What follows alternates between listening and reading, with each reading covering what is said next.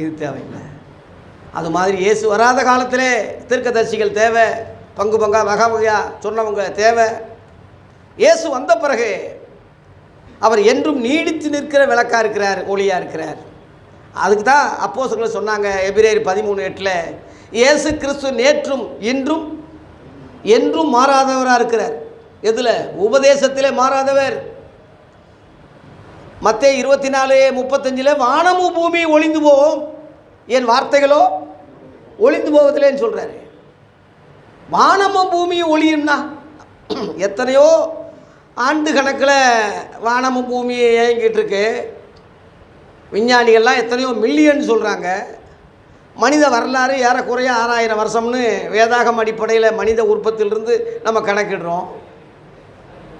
இந்த வானமும் பூமியும் அப்படியே இருக்குது. அது ஒளிந்து போகும், அது கூட ஒளிந்து போகும். என் வார்த்தைகள் ஒளியாது.